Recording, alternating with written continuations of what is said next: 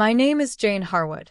I'm 29 years old, the youngest daughter of a family that wears legacy like a crown and hides betrayal like silverware.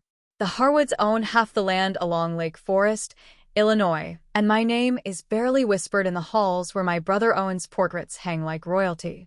I work in estate law, ironically drafting wills, protecting legacies, yet I was never trusted with ours. I've always been the quiet one, the overlooked one, the one they assumed would stay obedient and grateful. But this Christmas, when my mother raised her glass and smiled like a queen in mourning, I knew something was wrong. My father's death wasn't the end of a dynasty, it was the beginning of a war. And it started with a lie they told between the wine and the roast duck. The Harwood mansion looked more like a set from a Gothic play than a holiday home. Twinkling lights wrapped around the tall pine trees in perfect spirals. The windows gleamed. Too clean. Too polished. Like they'd been staged for a magazine shoot. I stepped inside, heels tapping across the marble floor. The smell of pine, vanilla, and something synthetic hit me first. Fake perfection. Jane. My mother's voice floated toward me. Her silk dress barely moved as she walked, all posture and poise. You made it after all. Her lips brushed my cheek. No warmth. No welcome. You changed the portraits, I said, eyes trailing the hallway. Dad's image gone. Owen's face filled its place. 3 different poses. Framed like a shrine. Her smile twitched. Things change. There was a saying my father used to repeat over black coffee. Power doesn't corrupt. It exposes. I'd thought it was just cynicism. I didn't realize it was prophecy. Dinner was set for 6. Just family, my mother said. Owen. His wife Blair. My Aunt Marla. And the new face, Caleb Monroe. Family financial advisor turned friend. He sat at the end of the table where my father used to. It's been a challenging year, my mother said as she poured wine into crystal. But we've adapted beautifully. I didn't speak. Just watched. They talked over each other. Laughed too loudly. Celebrated Owen's new expansion into real estate, a project my father never approved. Then it came. Quiet. Casual. Oh. And we updated the trust, Owen said, slicing into the roast duck. Just to simplify things. The glass nearly slipped from my hand. You what? My mother didn't blink. After your father passed, we reviewed the estate. Adjusted allocations based on relevance. I looked at her. What relevance? She dabbed her lip with a napkin. Jane, you've always had a minimalist lifestyle. It didn't make sense to burden you with complicated assets. Burden me? Blair giggled softly, sipping wine. Caleb stared into his plate. Aunt Marla adjusted her pearl necklace and avoided my gaze. I excused myself. Walked down the corridor like I wasn't shaking. My phone buzzed. New email. Harwood Estate Revision. Confirmed execution December 15th, 9:02 a.m. Subject line hit harder than any slap. I tapped it open. Legal language. Cold. Final. I wasn't just cut out. I was erased. I heard voices down the hall. My name in hushed tones. The kind you use when you've already decided someone's fate. I stepped into the dim study, my father's scent still lingering in the old leather and wood. I stared at the empty mantel. His favorite watch gone. His framed flag gone. Erased. I remembered something he once told me. The closer they are, the sharper the knife. Don't let blood blind you. Downstairs, laughter erupted again. Back in the dining room, Owen raised his glass. To family, to legacy, and to new beginnings. If they thought I'd just smile and swallow this, they forgot who they raised. The hallway was darker than I remembered. Longer too. Cold air pressed against the back of my neck like breath that didn't belong to me. I moved fast. Owen's voice echoed faintly from the dining room. She'll come around. She always does. That sentence hit harder than I expected. Familiar. Practiced. I pushed open the door to the study. No one followed. The smell of old books and whiskey clung to the room. My father's room. His silence still lived here. I walked to the desk. mahogany, worn smooth near the edge where he'd tap his fingers during long calls. The top drawer opened without resistance. Empty. The second, stiff. Inside, stationery, a tarnished pen, and beneath them a lighter. Gold. Engraved. What they hide matters more than what they say. My heart ticked faster. The fireplace was cold. Ash layered like gray snow. Something half-buried glinted faintly. I dropped to my knees and pulled it out. Partially burned. Codicil. Protection clause, beneficiary Jane Harwood. The corner edges blackened. But the date was clear, December 14th. The night before the email that cut me out. A flush of heat climbed up my spine. I knew this wasn't an oversight. It was a cover-up. They didn't just steal what was mine. They tried to erase what he left behind. I slipped the codicil into my coat, pulled my phone, tapped into Dad's cloud. I still had access. Old password. His favorite jazz song, and my birthday. Logged in. One folder stood out. Study_cam. I opened the file, labeled 12:14 to 11:57 p.m., and hit play. Grainy black and white. The camera faced the desk from the top shelf. No sound. Just timestamps and flickering shadows. A figure entered the frame. I froze. Gloved hands. Long coat. Familiar gait. They moved to the wall safe behind the painting. Spun the dial like they'd done it 100 times. A spark of lightning outside lit the face. Owen. I stopped breathing. He pulled papers out, looked at one, nodded once, and tucked it into a slim black folder. He didn't hesitate. Didn't pause. Just executed. Like he'd rehearsed it. I hit pause. My throat went dry.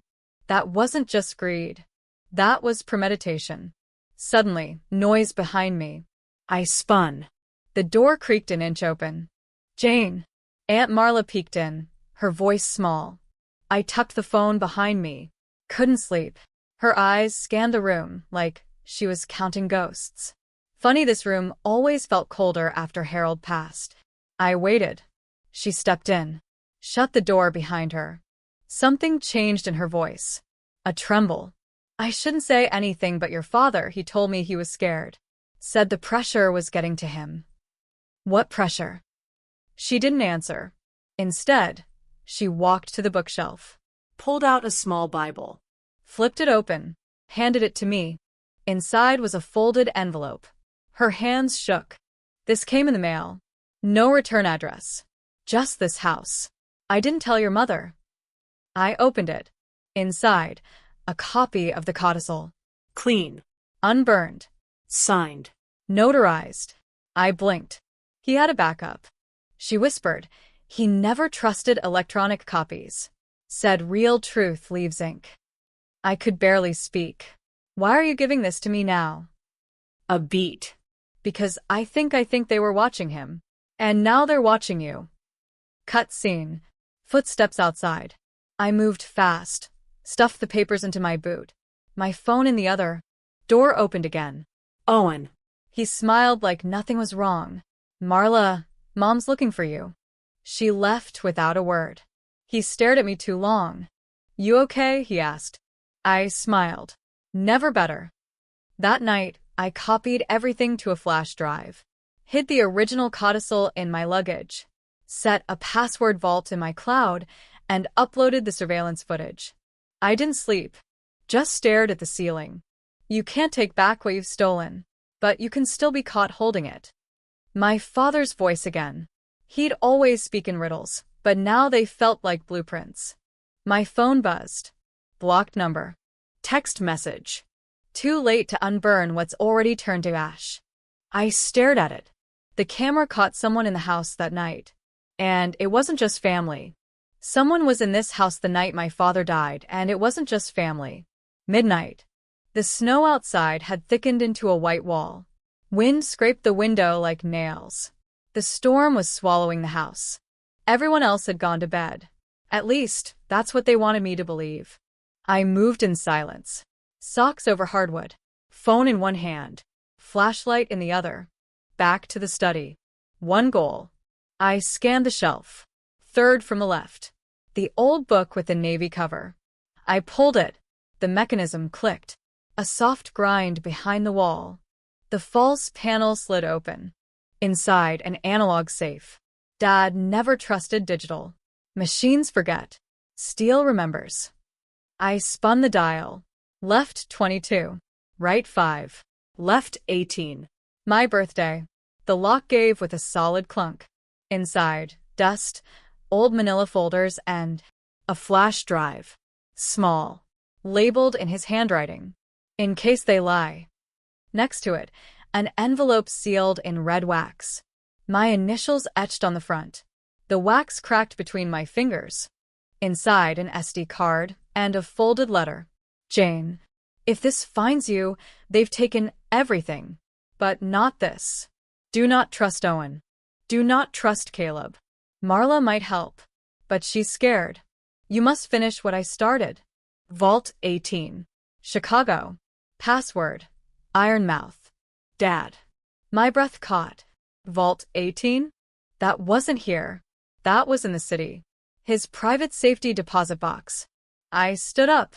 A floorboard groaned. I froze. The hallway was pitch black. My phone buzzed in my hand. No caller ID. I didn't answer. Just stared at the door. It opened slowly. A sliver of hallway. Then light. Then... Mom. She stood there, bathrobe on, holding something behind her back. Her tone? Calm. Dead calm. You know, your father used to sleepwalk into this room. Sit for hours. Stare at nothing. I said nothing. She took a step forward. He thought you were fragile. That's why he kept things from you. Protection, he called it. Another step. I called it a liability. I shifted my foot back. My heel knocked against the drawer. She noticed. Her eyes dropped. Her smile sharpened. What did you find? I stayed still. Jane, she said softly, you need to let the past stay buried. I clicked off the flashlight. Black. She didn't move. I ran. Out the door. Down the hall. Into the kitchen. Footsteps behind me. I ducked into the pantry. Slammed the latch. Held my breath. Silence. Then, a voice muffled.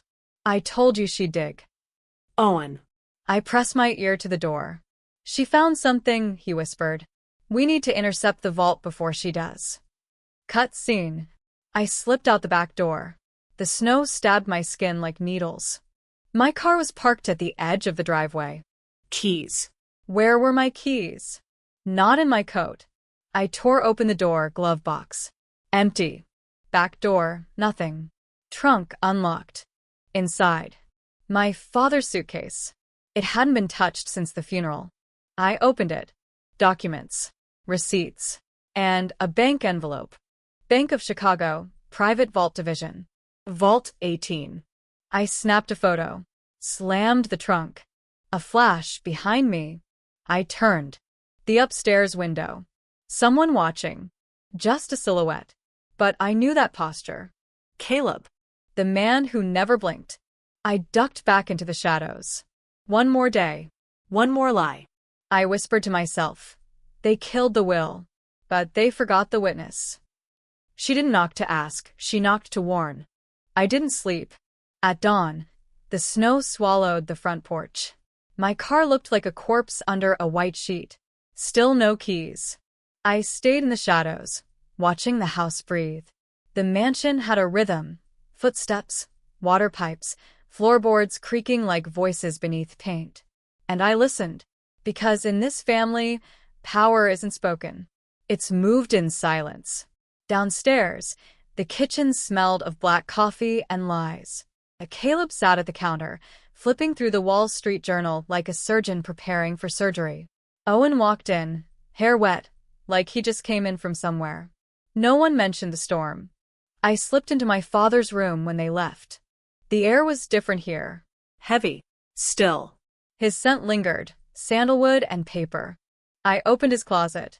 Coats, shoes, silence. Then the bottom drawer stuck. Hard tug. Inside, a funeral planning folder. Labeled in his handwriting. I flipped through. Receipts. Notes. One page clipped to the back. Typed. Emailed. Subject: Funeral contingency, private vault. If anything happens to me before this is signed, Jane must receive the file in Vault 18, Chicago Private Bank. Signed, HH. I stopped breathing. The night before he died, he sent this. I took a photo, slid it into my boot next to the codicil. Click. Behind me, the bedroom door creaked open. Aunt Marla peeked in. You shouldn't be in here. I found a folder, I said flatly. He named me. Her face went pale. She swallowed, eyes darting. I think you need to leave this alone. I think he died before he could. Cut scene. Downstairs, a car engine. I darted to the window. Two black SUVs rolled into the driveway. Snow spraying. Doors opened. Men in coats stepped out. Not police. Not friends. One of them, Richard Blaine, the family's old legal advisor, supposedly retired. He hadn't been seen since Dad's memorial. Why now? Owen met him at the door. They shook hands. Quick. Transactional. Caleb joined them, whispered something. I pulled back. I didn't feel watched. I knew I was. I moved fast. Through the side hall. Toward the garage. But the door was locked. Deadbolt. Manual.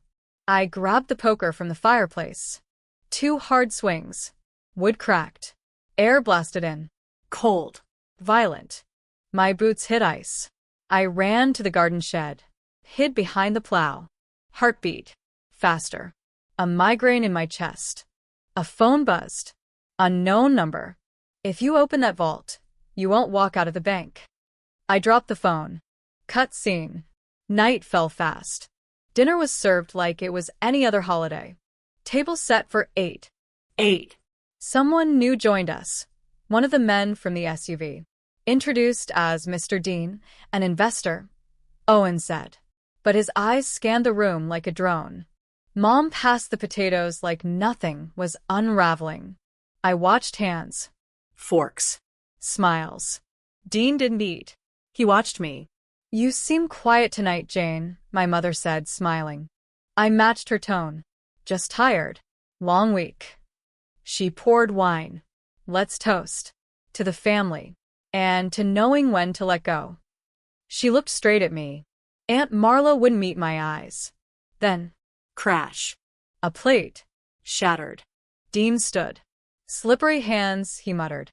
But his boot had nudged the chair leg, deliberate. Cover. Distraction. I looked at my plate. A white folded note sat beneath it. I slipped it into my sleeve. Later, locked in the guest bathroom, I opened it. They know about Vault 18. You have 24 hours. Do not come back here after. VUCA. Judge Walter Keene. Dad's old friend. He was still watching. They're not waiting for me to leave. They're waiting for me to vanish. The train shook like a dying heartbeat. I sat in the last car, back pressed against the icy window, one eye on the door. The flash drive was tucked inside my sock, the notarized codicil inside the lining of my coat. I hadn't eaten. Hadn't blinked much either. Trust no one. Not even yourself after 48 hours, without sleep. By the time we hit Union Station, the city was wrapped in fog. Chicago didn't look festive. It looked hostile. Cold steel and gray air. I moved fast. The cab dropped me at a corner 2 blocks from the bank. Private access. Members only. Biometric clearance. Dad always said, the more secure something is, the more secrets it's hiding. I slipped inside before the security guard could even blink. Lobby silent. Vault corridor, long, white, sterile. The receptionist took my ID and the fingerprint scan. Pause. She glanced up at me. Your father passed 3 weeks ago, she said flatly. Access required trustee override. I leaned in. He submitted the override. Filed December 12th. She checked again. Her brows lifted slightly. You're right. Vault 18 is yours today. She handed me a steel key. Cut scene.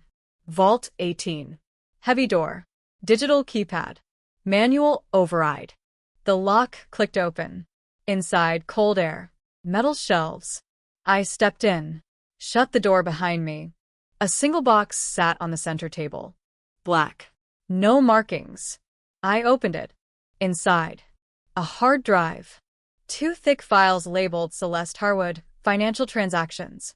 Owen Harwood, Surveillance Compilation. A small voice recorder. A silver key. One business card.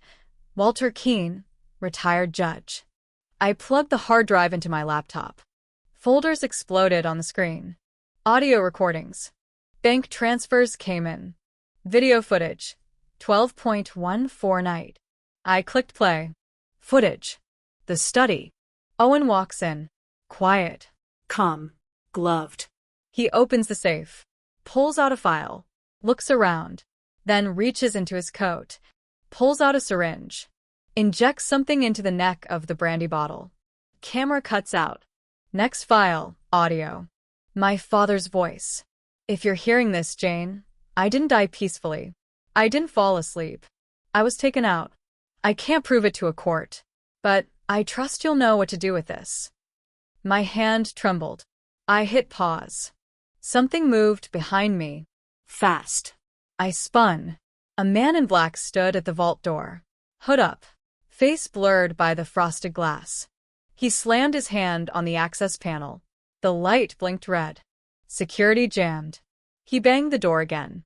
I backed up, grabbed the hard drive, shoved it down my shirt. The vault had a secondary exit. I pulled the emergency lever. An alarm wailed. Cut scene. I burst into the hallway, ran left. Back stairwell. The man gave chase. Heavy boots behind me. I ducked into the parking garage. Blinding lights. Echoes. A valet stepped out, confused. Car. I barked. He held up keys to a black sedan. That one. I grabbed them. Slammed the door. Peeled out. Mirror. The man stood by the exit gate, hands at his sides, just watching. No chase. No fear. Just certainty. I sped through downtown, weaving between cars. Lights blurred. My fingers ached from gripping the wheel. Dad's voice echoed in my head. Don't be the strongest one in the room. Be the last one standing. I turned on a side street. Killed the headlights. Parked. My phone vibrated. Unknown number. Text. You've seen too much. We're done playing nice. They killed for control. And now I'm next. Snow fell like confetti from a funeral. Thick, slow, inevitable. I parked 2 blocks from the estate. Killed the engine. Checked the hard drive again. Still there. Pressed tight against my ribs, taped under my bra. I stared at the house. Every window lit like a cathedral. The Harwood legacy in full display. Inside, voices. Laughter. Silver against porcelain. I walked straight through the front door. No hesitation. The room quieted when they saw me. Owen stood. His smile too fast. Jane. You made it back. I stepped in. Black coat. Boots wet. Face pale but not broken. I brought something, I said. Mom's fork paused halfway to her mouth. I hope it's not another speech. I pulled the hard drive from my pocket, dropped it on the table. I think Dad has the last word. Silence. I plugged it into the laptop I had retrieved from the vault's emergency room. Open the folder labeled Final Testament. Press play. The screen lit up with my father's face. Tired. Resigned. Angry. If you're watching this, they've done what I feared most.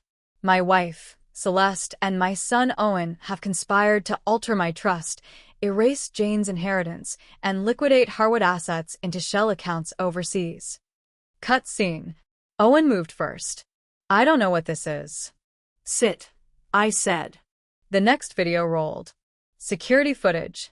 Owen at the study. Syringe. Brandy. 11:57 p.m. Gasps. Caleb stood, tried to walk. Police lights flashed outside. Judge Walter Keene stepped into the dining room with 2 officers behind him. You're not going anywhere. Marla covered her mouth. One by one, it unraveled.